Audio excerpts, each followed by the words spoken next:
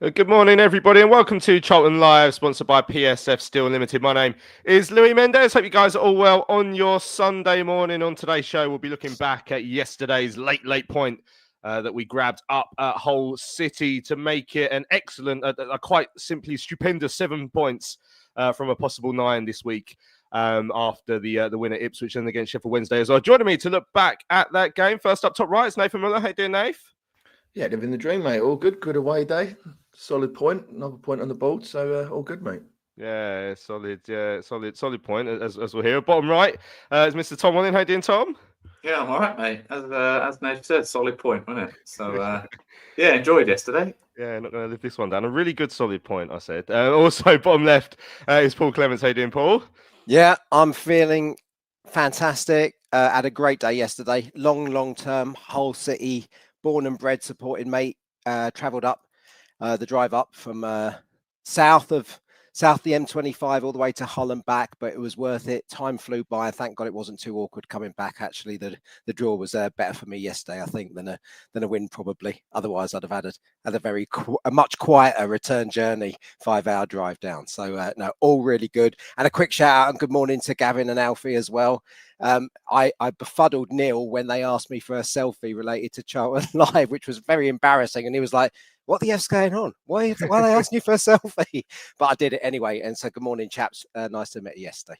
There we go. Lovely stuff. So on today's show, then we'll look back at the point up at Hull City. We're going to hear the goals very shortly, including that last-minute equaliser from Luke Berry. We're going to hear from the Addicts boss, Nathan Jones, who was on sparkling form post-match, as you'll hear. Yeah, it was a funny one with me and him yesterday. I in my usual understated self, said it was a good, solid week. You know, a really good, solid week, which in my mind means great. But in Nathan's mind, made it sound like we're taking 1 point from 9 or something. So he soon corrected me.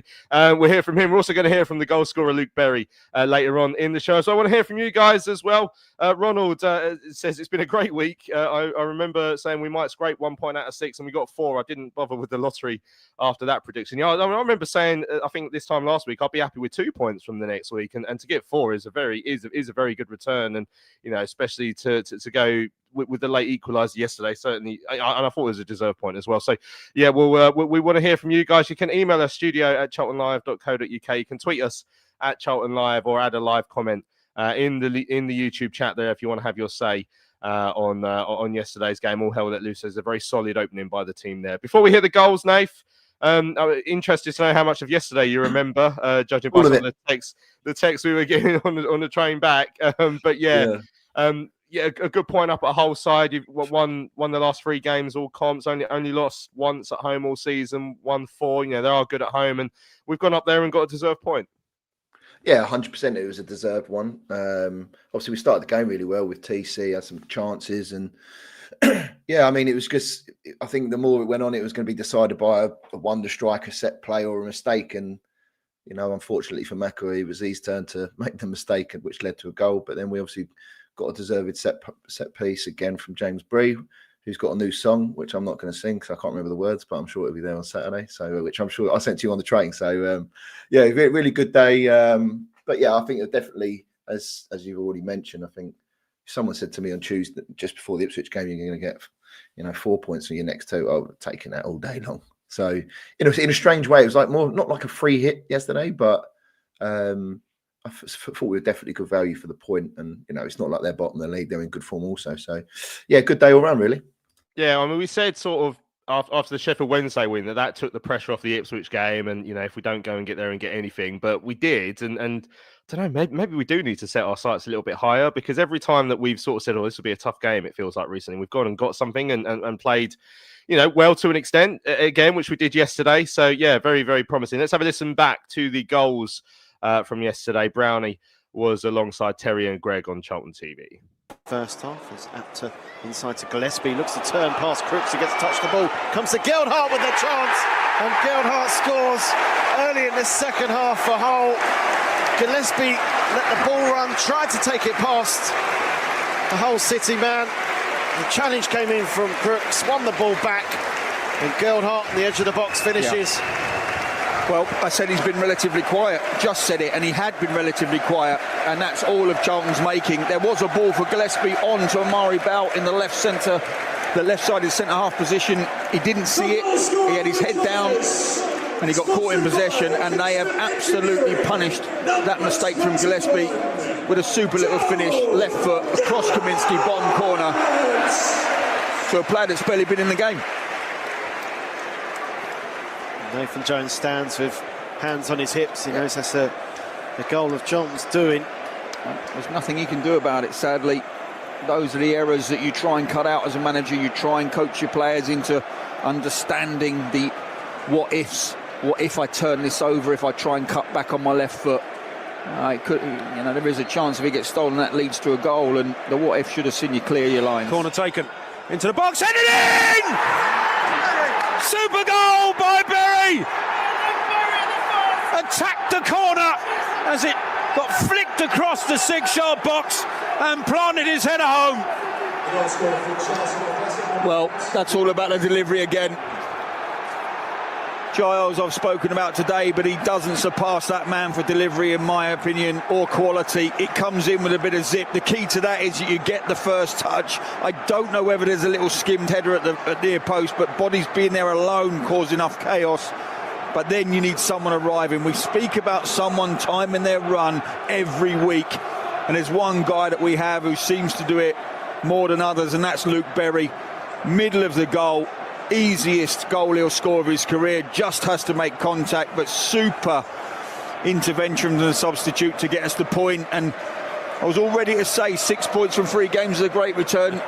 I would have taken a point before the game, and let's hope we can hang on for it, because 7 would be an unbelievable return from the 3 games. There you go. That's Steve Brown saying it was an unbelievable week rather than a really solid one after yesterday's draw up at Hull City. Tom, I'm going to talk us through the goal right at the end. The ball from James Bree. I think everyone was really excited that Berry had scored, because obviously he'd been out for a few weeks with injuries and stuff. So it's nice to see him back and do what we said. So maybe the ball from Bree actually went a little bit under the radar, because we're all just talking about Berry. But I mean, James Bree is so good at set pieces. It took a little touch, I think, off a defender at the near post. Leeburn was in there making a nuisance as well. And then Berry's run. I mean, he just timed it perfectly. The defender, he just timed it to get beyond the defender at the right time. And it's a strange finish with your chest, isn't it? But it's just brilliant, a brilliant moment. And the fans on that far side from where I was sitting seemed to enjoy that one a little bit. Yeah, we did. And I think, as Nath was saying just before the highlights, I think it was the least we deserved. And it says a lot that I'm coming away from this week feeling a little bit disappointed that we only got the 7 points, not the 9, because I didn't think Hull were up to much. And I thought on another day, we probably could have beaten them. But the goal sort of summed up what Nathan Jones' teams are about. They don't give up. They keep going. James Bree did what James Bree does, which is deliver a good set piece. And Luke Berry did what Luke Berry does, which is be in the right place at the right time. We saw him do it plenty last season. I know he was injured, I think, at the start of this season, and he's just obviously Carey. We've talked about Carey in place of Nibs, and Nibs not being able to get in the side. So then you look at Berry and you think, why is he third choice, or is he second choice behind Doherty? And Anderson hasn't been anywhere near the side as well, and he was another one who was a staple of the midfield last year. So Berry's had to be patient. He's had to wait, as I say, injury as well. But when he comes on, he does what he does. And he'd already got a goal, hadn't he, I think, in the League Cup, or certainly another game we've had this season. So we know what he can do. But I think, like a lot of the players this season, to do it at the level above against a team that are a slightly higher class than Nate's beloved Burton, I'm going to use them again. I think it shows that we're here, as you were saying earlier, we're here to compete with these teams. We've earned our place in the Championship, and we're showing that we deserve to be there. So, obviously it came very, very late. So it looks like we sort of snuck a point, but I think it was a fully deserved point. It was a mistake that got their goal. I think we had a couple of chances first half. TC should have done better with at least one of them. There was the TC header even second half, or I don't know if it was a header or bounced off him, but even that could have gone in as well. So, on another day we could have beaten them, and I'm slightly disappointed to only get the point. But look, last Thursday's show, I was saying you get 4 points out of the 3 games, and we took 7. So, really, really good. And obviously it's that little bit sweeter when it comes right at the end, isn't it, as well? So, just a really, really good day to back up a very, very, sorry to use that word, solid week. It has been. Yeah, no, exactly. I mean, a lot of people would use that phrase, but others wouldn't. But yeah, I mean, I'm in Lincoln at the moment, by the way, in case anyone's wondering why my background is different. So, if we want to think of a new League One team to slag off for no reason this week, Nave, Lincoln, maybe an option. Although I think they're doing all right, to be fair. Luke Berry, yeah. So it's actually, considering obviously he's had injuries, but either side of the end of last season and this season, he scored 4 goals in his last 6 games. So he got the goal against Northampton at home. He got obviously the screamer at Wickham. Then he played in the playoff semi-final at Wickham and didn't score. Then, as Tom mentioned, scored against Stevenage in the League Cup this game. Came on at Preston only for a few minutes, really. How long did he come on for? Yeah, 10 minutes there. And then yesterday, so yeah, 4 goals in 6 games for Luke Berry, and yeah, always in the right place at the right time, Paul. And not a bad option to have, a midfielder who can do that. We've seen it with Sonny Carey so far, and yeah, Luke Berry, as someone who almost became the forgotten man at times this season because of his injuries, and obviously Carey doing so well. It's nice to see him come back and back with another goal. It's awesome, and he's been a really good servant so far, and he has scored at Championship level. I believe he got a couple of goals in the Premier League with Luton as well. I mean, this is a guy that really knows where to be in the 6-yard box to take chances, or outside. He's hit, as you've just referred to, Louis, he's hit screamers as well. The Wickham game comes to mind. So yeah, no, he's a delight to have off the bench now. I'm not sure, because he's aging, whether or not he could kind of like have the sort of impact Carey does with the energy levels he displays in games. I probably doubt it with that level of intensity now, but to have him as an option to come off and to be able to nick things and just use his guile and experience to kind of help us in those sorts of situations is absolutely fantastic. And again, credit to the depth of our squad. You know, it's we're fortunate that he's been patient, and he's made his minutes count. Basically, I was absolutely over the moon for him, and that it kind of like, I think it was referred to, was it by Terry, as a header, and we saw it was his chest, but the time, again, it's just timing. That ball is fizzing across, and to get it on your chest and make sure it isn't hitting your arm and giving away a free kick for a handball or whatever, rather than use that chest, it was so perfectly timed. Absolutely wonderful. And I think yeah, long may we see him coming off the bench and hopefully getting late winners in future, because as Tom said, I actually thought on balance we could have won yesterday. And I think we made them look quite ordinary, despite Jakirovic actually turning Hull into a pretty decent side this season. Yeah, I think if you look at the quality of the chances, I think you'd have to say ours were clearly the better ones. Like the 2 TC ones in the first 4 minutes, particularly the first one, which he did really well to get the shot away, and it's a fantastic save by Pandora. So no real complaints about that one. The second one, he might, on another day he gets that volley on target and at least makes the keeper work again.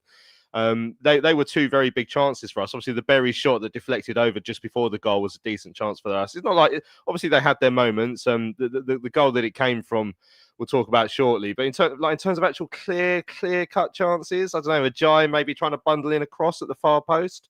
Is that a clear cut chance? I'm not sure it is. I think overall, if you look at the XG, we had the higher number there. So I do think it's on another day, you might nick that, but there was a spell in the first half after the first sort of 10 minutes or so where Hull did seem to be on top. So who knows if to say it's fair. But yeah, XG 0.94 for them, 1.93 for us. Does talk about the quality of the chances.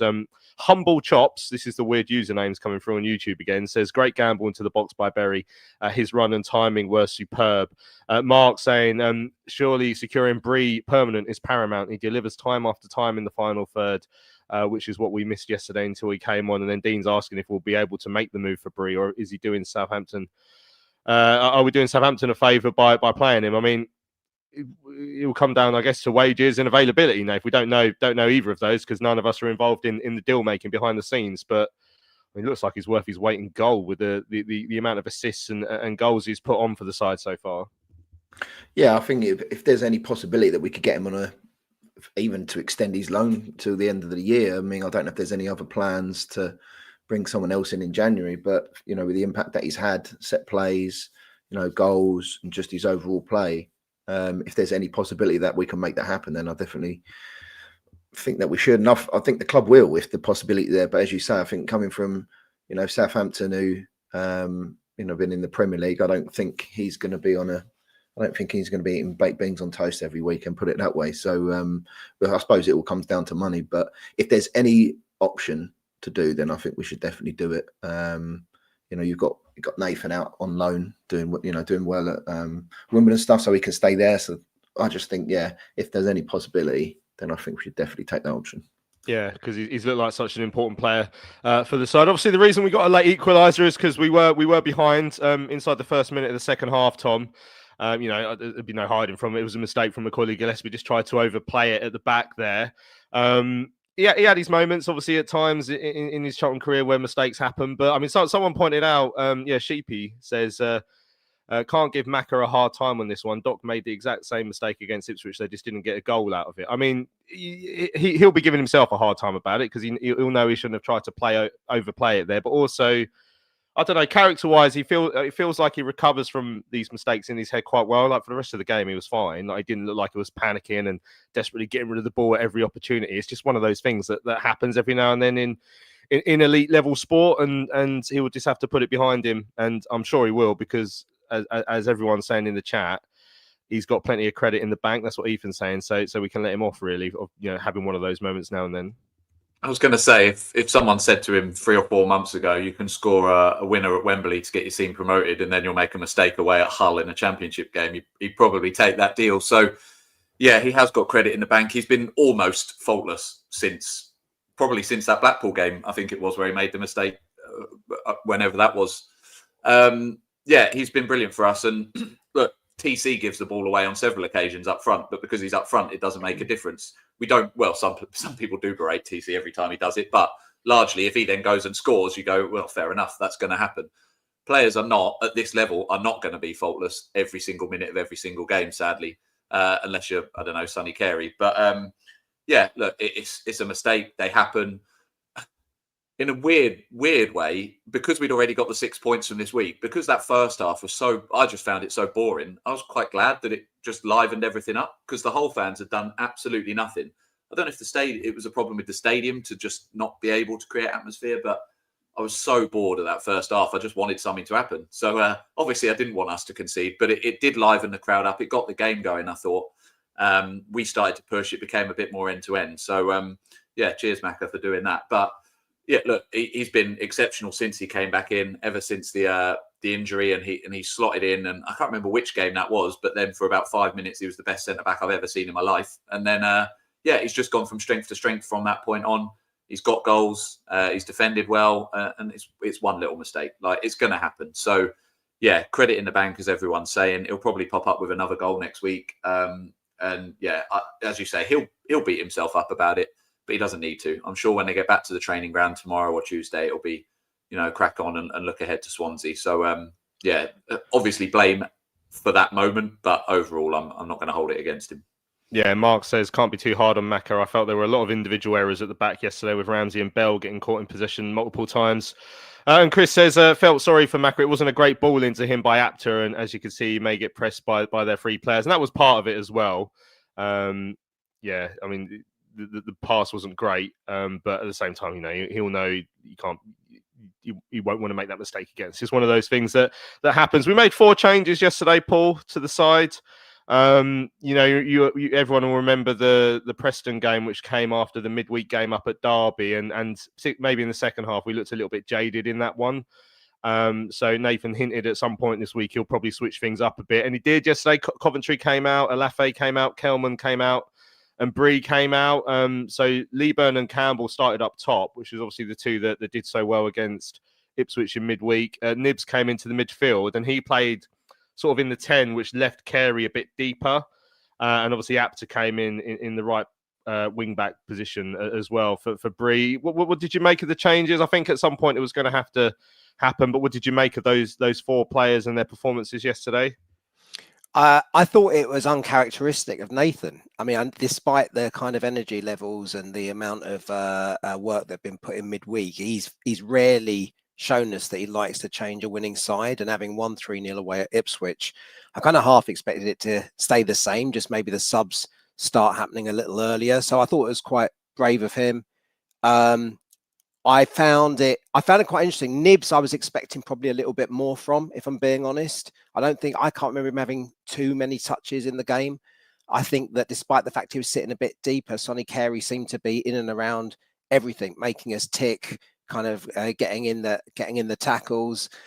Doc was in a slightly less familiar position, fulfilling the kind of Coventry role, which he did fine with, but again, I love Cov, so I've got a bit of favouritism towards him playing in that position rather than anybody else. So a bit disappointing not to see him start. But I thought it was okay. I think clearly, such is the knowledge now and experience around our system, our way of play. It didn't throw us as a team, I don't think, changing it up as it did.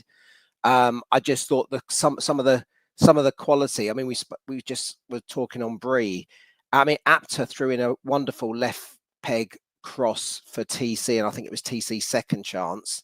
But bar that, he was kind of he's got this attitude that wants to get his head down and take people on, and sometimes that's not quite the same as what Bree does in terms of creating half a yard and then getting her in a really dangerous cross. So I think there were little elements in our play as a result of the changes that we made that made us probably a bit different and a little bit less effective than the last couple of games. But that said, when you look at the stats and see that for the first time this season we had 52% possession rather than sub 50%, clearly something clicked and worked quite well. So nothing to complain about. As I say, just it felt quite different from what we've become accustomed to with Nathan.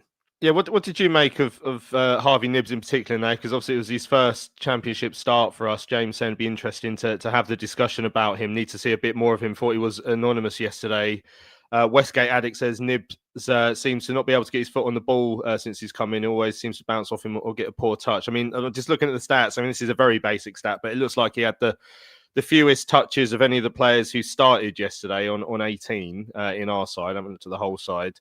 But I mean, he hasn't had a great deal of time yet to get up to speed, which will be a part of it because he's behind a player in Sonny Carey who's been superb. So it's difficult for him. But there is a lot of potential there because there's a lot of expectation as well because obviously we signed him for money. There was a bit of a chase to get him over the line, and Nathan was obviously very happy when we got him. So I expect there's clearly going to be more to come from him.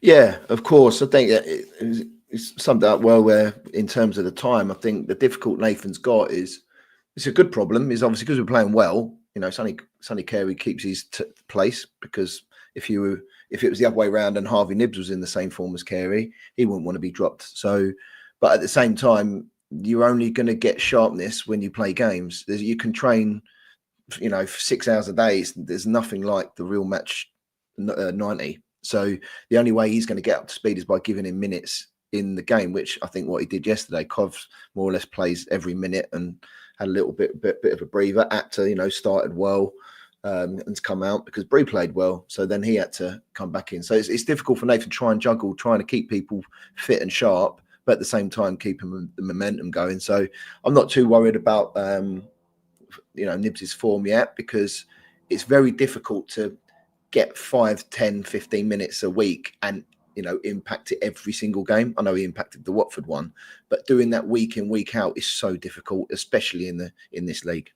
Yeah, definitely. Nathan made his subs quite early at the start of the second half as well. So that was Nibs and Apter making way for Bree and Coventry. So I think it probably was just because of the way that first half started for us that he just felt like it needed to shake up. Obviously, the mistake for the goal happened. We just needed a little shot at that point just to get back into it. And then after that, I did feel like it was always there for us. I was worried about Hull on the counter. I did think they looked decent on the counter at times in that second half, particularly when Miller came on because, I mean, for what we know about Liam Miller is he's very good bringing the ball up the field of play and dreadful luck for him, obviously getting injured within 10 minutes and going off, and he looked devastated. So hopefully he'll be okay in the long run. But yeah, he made subs early because he saw it did felt the game changed in an instant when you go behind. So he reacted very quickly to that.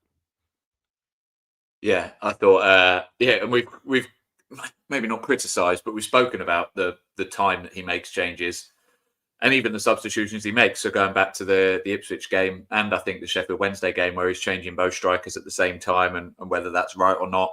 And I think, look, he's blessed with such a a strong bench, as we've sort of spoken about. He had 4 or 5 different attacking options that he could have brought on. I was a little bit concerned with the way he shook up the midfield and the changes he made, and whether that was the right balance or not. I was pleased to see Berry on, don't get me wrong, but it never quite felt like the balance in those 3 was right at any point yesterday. But then, even right towards the end of the game, when you're chucking Lloyd Jones up front and doing all that, when we then scored, I was like, right, we're quite top heavy as a side now, because obviously we've been pushing forward for that equaliser, and we've actually got 4 or 5 minutes that we need to hold on. But obviously we managed to do it. Look, he's going to have to rotate the side on weeks like this. You know, he's spoken a lot about the double, triple away week that we've had. And you know, he's not wrong about it. It is a long way to travel. It is a lot of minutes under those players' belts. So I'm always confident that we can rotate the side. As I say, I found some of the changes a little bit strange yesterday, but look, they paid off. And we got the result. So, you know, I'm not going to be standing in front of him ever saying that, because I've seen how he reacts when he gets asked something that he's not so happy about. I think that's fine. Look, we've got a week on the training ground now, and we probably haven't had a lot of those, because there's been international breaks as well. There's been Tuesday games. We're obviously in the League Cup for a week or two at the start of the season as well. Probably hasn't had that many full weeks with this side just to knuckle down and do that. So there's an opportunity here. And then we're back at home, which obviously he's spoken a lot about. So, yeah, it was a strange one. But as Nave says, you know, Nibs needs minutes on the pitch. This is how these players are going to get match fit, how they're going to get up to speed. So he's got to find a way to do that in the league, because we are out of the League Cup. We're obviously not going to be in the FA Cup till January because of being in the Championship.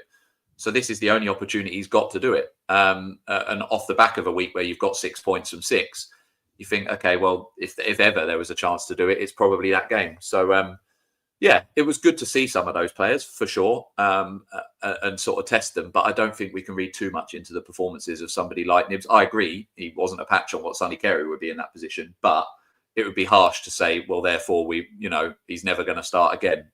They've got to find a way to give him that opportunity and get up and running, and that's the way he's going to be able to do it, sadly. So, yeah, if you want him to be able to make an impact, he needs to have more minutes on the pitch first, and he'll get there. And as I say, look, Nath proved that it worked, because we got the point. Yeah, Harry says, no idea why we didn't put Tanto on. Should have come on for Campbell with the other subs. And he also said that Apter was caught in possession too much, but he was fuming when he came off. Luke says, I love how we all still criticise Jones' team selection and subs like he doesn't get it right 90% of the time, isn't it? It's quite hard to do these shows when we're doing well, isn't it? It's like we just got to try and nitpick the smallest things, but overall, like everyone's clearly very delighted, and I think we saw that in the appreciation from the supporters at full time yesterday. Right, let's get the interview over and done with. Nathan Jones and I had a brief exchange of views after yesterday's game. It was quite interesting, actually. After he finished having his little laugh with me, I did ask him about the Ashley Young stuff as well, which was right at the end of this clip, which is good fun. But yeah, this is me talking to Nathan Jones after yesterday's 1-1 draw up at Hull. Nathan, that feels like a good point on the road today. Oh, it's an outstanding point. And let's think 7 points in the Championship week against any opposition. If you are any team in the Championship, 7 points is an excellent return, and we're very proud of that. Look, we've had to dig in today. We made a big error to allow them to open the scoring, because without that, I fancy us to keep a clean sheet again. So we made a big error. We allowed them to back in, and then we've had to show real character. You know, we've had to utilise the squad. We've had to show character, and then it's a wonderful, wonderful goal. I'm really happy that, you know, it's a set play goal. It's a great delivery.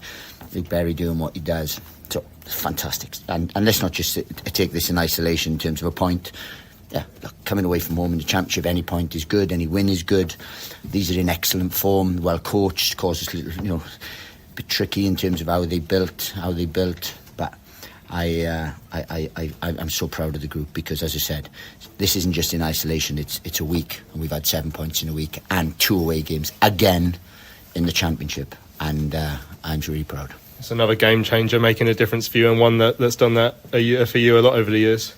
Well, they both have. That's why they're here, you know. And sometimes I'm a bit vociferous, sometimes I'm a bit animated when people question players who are Luton players and so on. They're not Luton players, they're my players. They are my players. Luke Berry is my player. James Bree is my player. Like, I signed those for that football club. So they played for Luton, but they They're my players. So when James Bree does exactly what I know he can do, and he's the best at it, and Luke Berry does exactly the same, it's no surprise for me. It's zero surprise for me that they do that.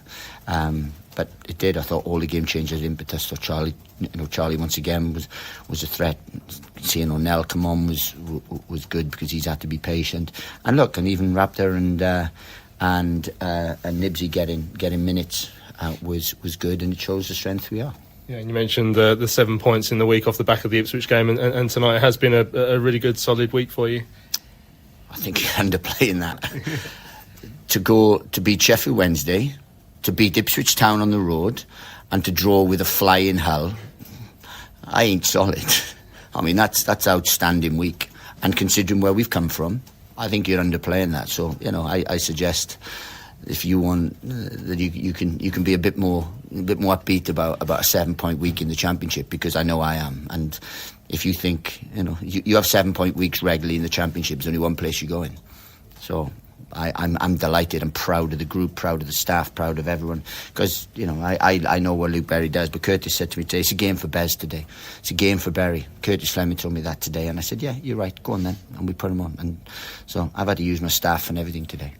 Yeah, and sorry, I've completely lost my train of thought. I've thrown you there with it's your own fault for saying it's been a solid week. Yeah. So, there we are. I'll have a pint of that. There we go. I was going to say about the 4 changes you made, obviously, because it has been such a busy week, you had to utilise the squad today. Yeah, exactly. And look, what we've done is I've learnt, and as in the Championship, and I used to do it at my previous clubs, where you have a win, or a win, a draw, and then that third game, you're a bit flat, So we did it at Preston. We were flat to Preston because I went pretty much with the same 11, so I had to freshen it up, and we were far more energetic today, in terms of stuff. We started like a house on fire, had 3 really good chances. Would have liked Tyrese Campbell to scored, but to be fair, the keeper makes a great save. Then it's an even game. It was going to take a moment of quality or a big mistake, and as it was, obviously Gelhardt's good finish, but it came from our own centre half trying to do stuff that we don't encourage centre halves to do. So look, that's where it is. But we've shown massive character in terms of that. We've made changes, we've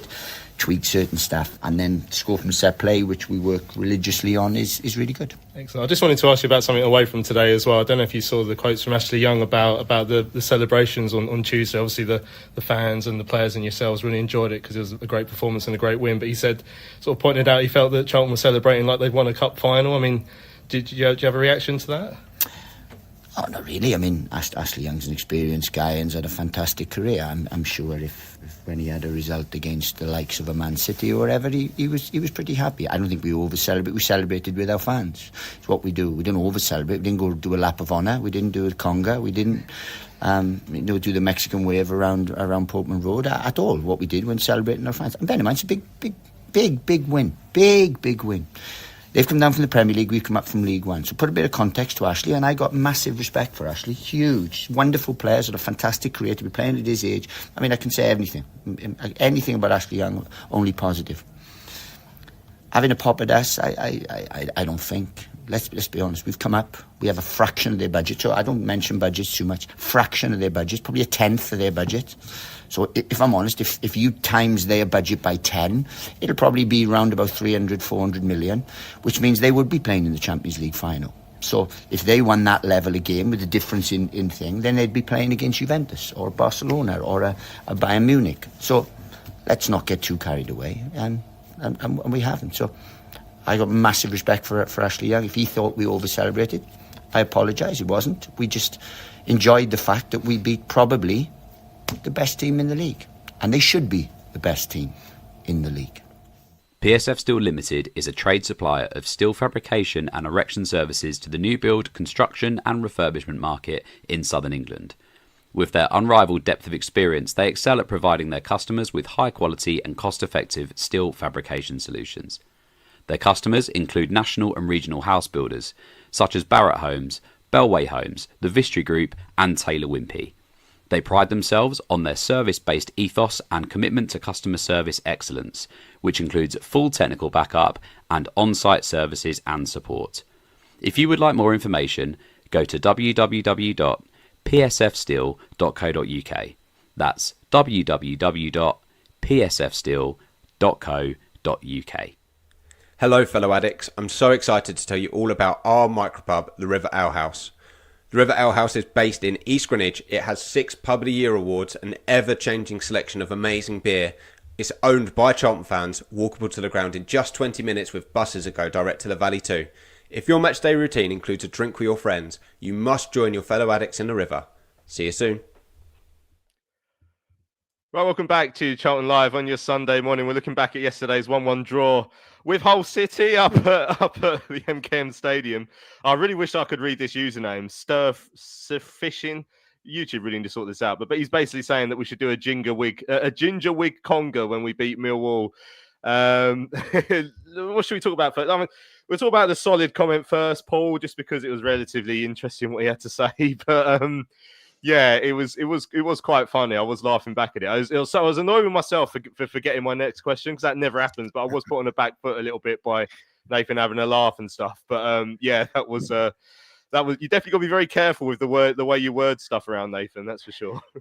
Yeah, I mean, but look, I mean, I think when you ask the question, I mean, everybody knows, how big a supporter you are and how supportive you are of him and the team. You didn't mean it in any other way than kind of, I suppose, as a fan, think, God, that was a really solid return, and that's what you meant. Nathan is so passionate that he will on occasion just pick up any word and run with it in terms of how he's interpreting it. And so I think he was so proud, as are we all, of what we achieved over the last week, that I think he'd have probably preferred you asking, so, how did that outstanding week come about? But I wouldn't worry too much about it. I think he likes the banter. I love the fact, actually, he needs, I think this was referred to in the last show or the one before by those on the pod, that he needs something against him to fire him up, just to maintain that passion non-stop. Even that Maka error, he will look at it in the round, and although it wasn't great because he wanted the clean sheet yesterday, that's something to really work on next, and to drum into them again the importance of clean sheets for the next game and the one beyond and the one beyond. So it's the makeup of the guy, and he's absolutely fantastic. We're so lucky to have him in terms of his whole attitude. And I'd just take it a little bit, Louis. I'd throw in the odd word like that just to get him fired up every time. Just build the resilience, my friend. He'll be fine. I'm not doing that again. It's a bit where he says, "Have a pint of that." That was so funny. He was laughing. He wasn't malicious or anything like that. But like I say, that as Mark said, he completely scrambled me there. He caught me off guard. But "have a pint of that" was so good. It was so funny. Me and Rich, I text Rich on the Friday, I think, and I said, I really hope we get a result tomorrow so we can ask about Ashley Young, because if we'd lost yesterday, I don't think we could have asked about the Ashley Young stuff. But yeah, that was a little bit. I can't stand football fans, football players, whoever managing how other teams can celebrate. And like, if we'd won yesterday, we would have, Nathan and the team and the fans would have celebrated in exactly the same way at Hull as we did at Ipswich. So why Ashley Young felt the need to imply that we were doing something silly? As Spam said, it's a celebration piece. I don't agree with the celebration piece at all. I think we spoke about this last season at one point, actually, Nath, but it was, I don't know, it seemed a little bit disrespectful from Young, and it's a shame, like, because I mean, me and Rich were both talking about how much respect we had for him on Tuesday night, still playing in his 40s. If you go back to the 2018 World Cup, people talking as if he was old then, and he's still playing 6, 7, 8 years later. It was just a little bit of a shame, really. But as Brazilian says, bugger them, siege mentality. It's us against them. If people want to imply that we're doing something wrong, whether that be Ashley Young or me for some reason, let's use it as fuel to go and do even more excellent stuff like we're doing. Yeah, I mean, and let's just say, Ashley Young's had a good career, but I'm not going to take too much notice from him, because the only thing that I can really remember that comes to the first top of my head is when the bird pooed in his mouth. So that's what I remember Ashley Young for. So maybe he should eat more of that. I don't know, but I mean, on the Nathan point, by the way, I really hope we smash them on 5-0 and you go in and go, "Oh, that's an excellent result," and he'll just go, "I think you're overplaying it there, mate. There's a couple of bits we need to improve." So just to mug you off even more. But yeah, I mean, yeah, that's people have said the celebration piece, right? People out in force and stuff. I mean, it's not like you said, it's not like we're all going crazy, like trying to do a pitch invasion or anything. Just celebrating a good win at one of the favourites for the league with a massive budget away from home, and it's probably where we've went there in recent years and got absolutely spanked. Then it's that little bit more of an achievement for us. So yeah, he can carry on, and he'll be getting his pension soon. So I'm not going to listen too much. Yeah, Luke says he's been talking poo ever since the bird dropped one in his gob. Yeah, Mark says the arrogance of everyone connected to Ipswich pre and post match has been pretty embarrassing. Proper entitled mentality. Paul says he certainly talks poo. Yeah, Dudley says it was sour grapes. Alex said Ashley Young was clearly hurting him. Him and his mates had just got spanked.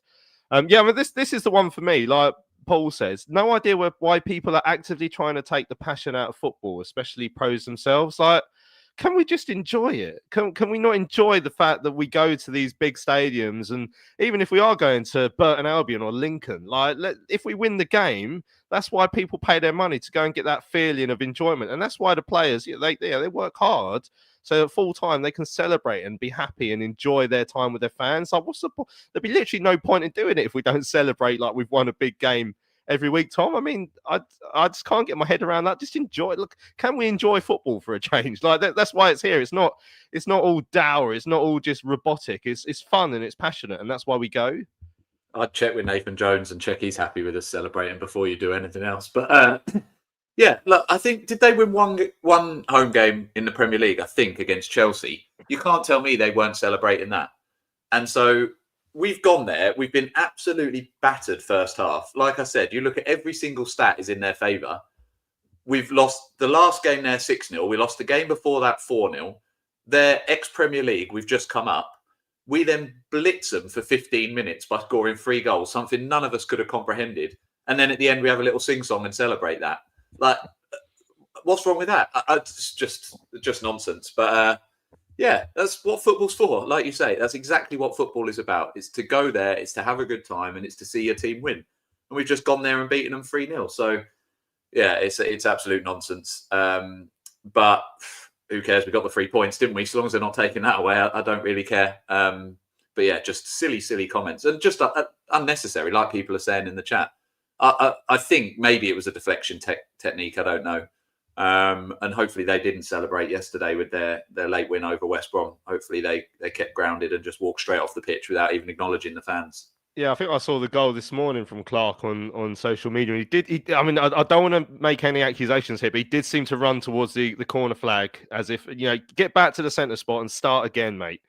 Because you're not allowed to celebrate. Yeah, Sam said, you guess they didn't celebrate yesterday. I mean, that's the whole thing. Charlie said, did Young not see how they acted when they beat a winless Norwich? Like, come on, like that's very silly from him, and that was a shame. But Nathan put him in his place yesterday with his conversations.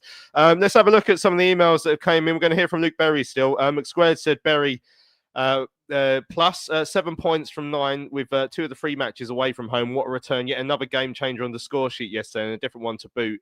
We are clearly setting a benchmark, and long may it continue. It's a pity that Gillespie blotted his copybook at Hull, but the important thing is that we stood firm afterwards and managed to secure a very deserved point.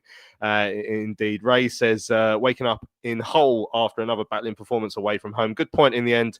After such a promising start, TC should have scored at least one of those early chances, by the way. Hull took control after that, but rarely created until the mistake from Gillespie let them in, and Gelhardt finished well. We huffed and puffed and battled. Years gone by, we may have folded. The subs once again made a difference. Berry's run was timed perfectly, and we get a well-deserved points. I think Nibs and Carey should have set up the other way round, as we were much more of a threat when Carey reverted to his normal position. So 7 great points this week, though. Great show now for the travel home. That's Ray, who's stayed over in Hull. Hope your journey back is good. Yeah, one thing we haven't spoken about, actually, really, Paul, too much, is the amount of travelling they've done this week. And to go the full 90 minutes when you've had all that exertion that you've had to put in this week is, it's hard, but we are famed for it. Late goals is what we do. And I'll have to look up the stat, because obviously last season we were top in Europe for it, and we must be pretty high in the Championship again, because we seem to be scoring a fair few late goals this season once more.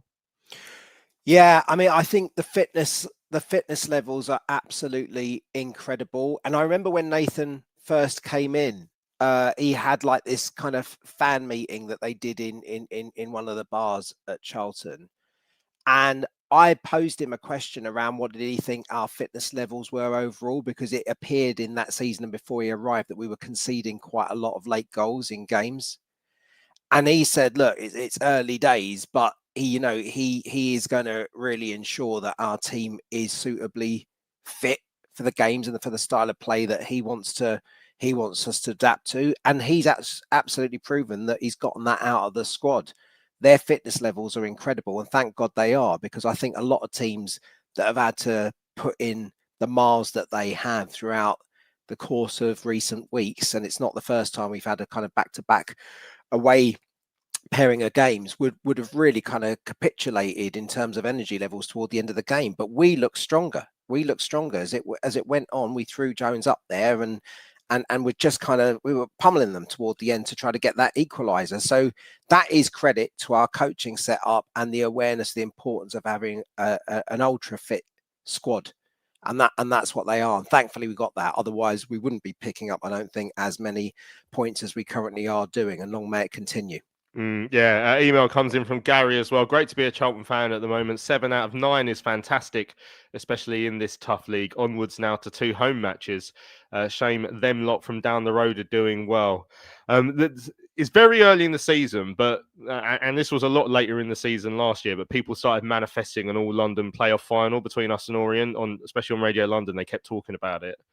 And I remember when it was first mentioned, I was like, yeah, but what's the chances? And it happened. But already, Phil Parry mentioned yesterday, Charlton Millwall playoff final. He's manifested it already. I was like, I really don't think I could handle that. I really don't think I could handle that. But we're 6th, Nath. Like, at what point do we have to get carried away? And James Mooney's in the chat. He's going to make sure we don't, because he's always very careful at making sure we don't get carried away. But misses playoffs this season, Nathan. What are we saying?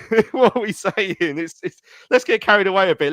Let's not let Ashley Young poo on our parade. Let's get carried away as well as celebrating too much. Well, to be fair, we spoke about Mrs. Playoffs, and we congratulated her on her marriage to League One, but it looks like she thinks the grass is greener. I think, doesn't it? Looks like I think she might be having a little bit of a side eye. The old championship playoffs, have a bit of that, but bit of how's your father. I don't know. I mean, I'm going to be boring. I just want to get to 40 points, and then once we're there, then I'm going to start looking at it and seeing if we can be Cupid again and matchmaking us to the playoffs again. But yeah, just the thought of even the semi-final against them lot, I just don't know if I could do it. I don't think my heart could do it. My head, I don't know. I just think I'd die somewhere. I think because it could be the end of me. So if that does happen, I love you all. But we listen. Like with next game, I just really want to get to that 40 points, and then I'll just be relieved. I'll just be able to go relaxed to every game. And you know what? If we have a bit of a flirt, bring it on. But I just want to get to that 40 points, mate. I'll be honest. Yeah. Well, the good doctor is in the chat and says you could argue that our ceiling is very high.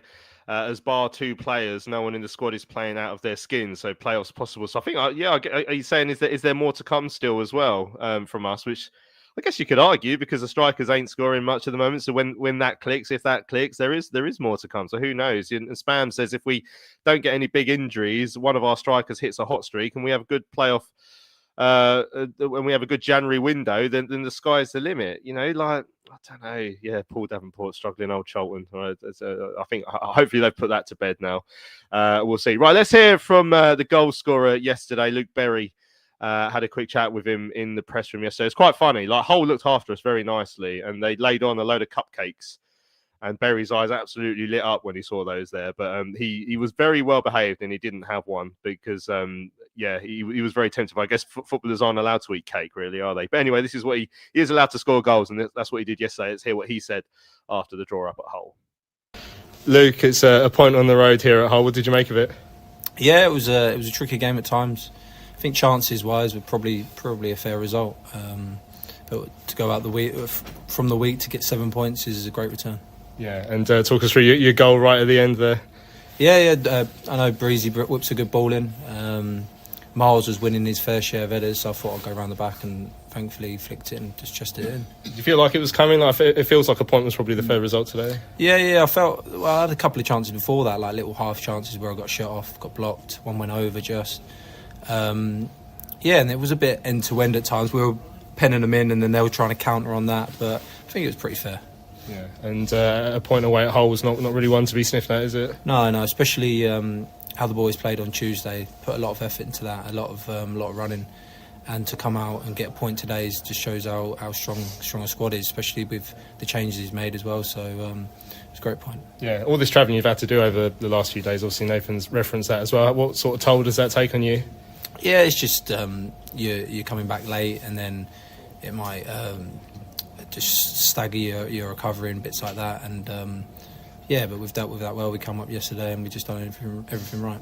We were just speaking with Nathan about how it's been a really solid week. The 7 points out of 9. He didn't like the word solid. It's been better than that, really, hasn't it? Yeah, in the Championship, 7 points from 9 is a great return, especially with the away games we've had with Hull and Ipswich, probably two top teams in the league, really, how they're doing, and Hull on a good run as well. So it was good. For your position in particular, obviously there's so much competition in the squad, and Sonny's been doing really well. I mean, how much does that sort of drive you to try and get back into the side and games? Yeah, always. Sonny's been fantastic. Great goal the other day, and he's contributing all the time. All I can do is just try my best every time I get on the pitch and keep trying to score and keep helping the team. So you know the division quite well. I mean, what do you think that Charlton can achieve this year based on how well they have started? Yeah, I don't think there's anyone to fear. The teams I've watched so far. I feel like we're a real strong team squad as well. Like we've got anyone who can come in and do the same or similar job. We just need to keep at it. It's relentless, this league, and Saturday, Tuesdays, and we just need to keep picking up points. And even when we weren't picking up as many points as we should, we were creating a lot of chances. But we just need to keep finishing them chances, keep improving, and being clinical. Just wonder, obviously, the goal that Charlton conceded today, Macca is such a big character. I mean, how do the squad have to get around him, or can he sort of handle moments like that and just bounce back? No, he's been absolutely amazing, Macca. The Wembley goal this season, the goal the other day, he's got nothing to be apologetic about or anything like that. He's been amazing. So he just needs to keep doing what he's been doing the whole season and last season. So, Macca doesn't need to worry about a thing. Oh yeah, that's Luke Berry. I do always wonder about how it works with squad dynamics when a player who's playing really well makes a mistake, Nave. Because, like I say, you would just put it behind you, but then obviously as a player, it's up for Macca to show his mental strength as well, which I don't really have any concerns about at all, because he's had challenges since he's come to us, and he's pretty much come through them to be an important player in the side. Yeah, even since when Nathan first came in, Macca, and I remember that pre-season game where he literally was just getting berated by Nathan for whatever reason. But and he's improved so much, and it happens. Like, if no one ever made a mistake on a football pitch, then football wouldn't be football, would it? It'd be pretty boring. And yeah, like I say, he's the mentality he's got. I don't think he's going to go in his shell and it will affect him. And I think the squad, football's a bit of a weird one, because like you say, with the question you posed to Luke about having a lot of competition, granted, Luke will want to play, but at the same time, the whole collective is the team, and you want everyone to do well, but all you can do is train, 100% every day. And then if you get your moment, get your chance, that's when you've got to take it. And I think, because sometimes you'll wonder, do you reckon someone will hope their fellow teammate has a rubbish game, because then they'll play the next one? But I don't know. I think they're in a professional sense, and it's more of a collective thing, and they seem like a really tight-knit squad. And obviously, Berry, being experienced, knows he's probably not going to play every single of the 46 fixtures, and he'll probably, not that there's a pecking order, not like that, but he'll know he'll start games. There are games he'll come on, because he's a lot more experienced than others. So yeah, I think it'll be fine. And the healthy competition is great. The worst one is if you don't have any competition, and then you stand the drop, and then you just know you're going to play. So, which we had in a few seasons gone by. So, yeah, no worries for Macca's mental state anyway. Yeah, no, definitely not.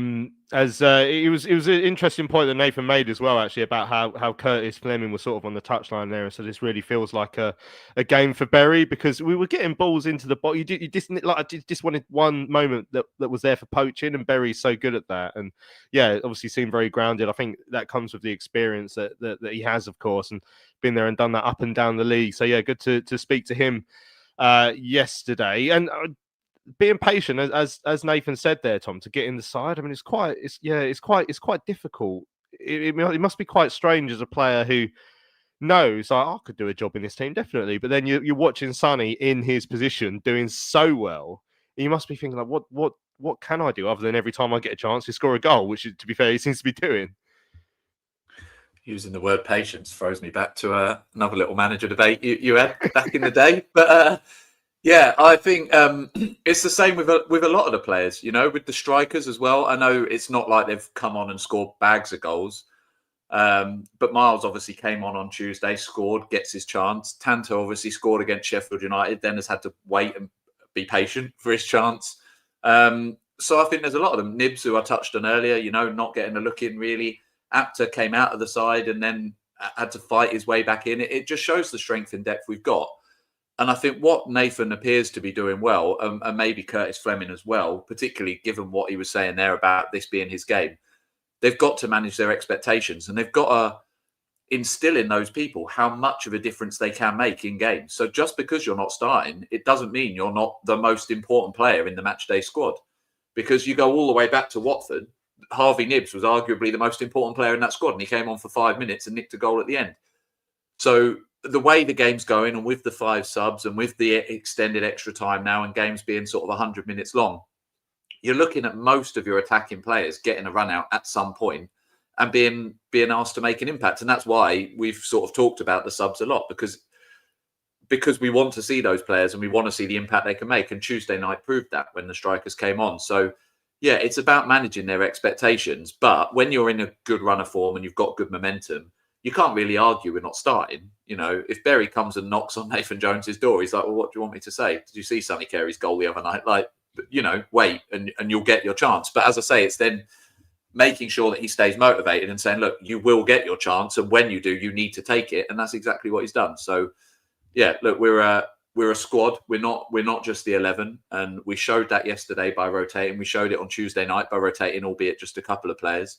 So everyone's going to play their part this season. And if Jones and Curtis Fleming can continue to make the players feel like they are a part of it week in, week out, even when they're not getting minutes, then it's very dangerous for other teams, because when they come on, they're going to be motivated to make a difference. Yeah, and that's why Nathan signs characters as well, and you know, he referenced in the interview as well characters he knows and trusts. He mentions that every time one of them gets brought up now. We haven't spoken about Enel Hernandez.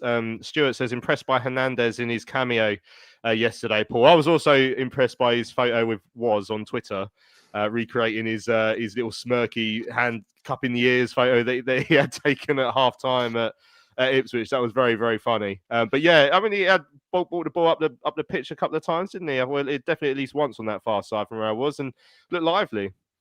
Yeah, I've wanted to see more of him, so I'm really pleased that he got some minutes yesterday. I hope we do see more of him. He again, he's aging a little bit. He had bags of pace when he was younger, which I think has dropped off a little bit. But he is he's a tricky flank player, a bit like Apter, dynamic. You can see how strong he is. I mean, he'll bulldoze his way through in games. He's a really strong physical player.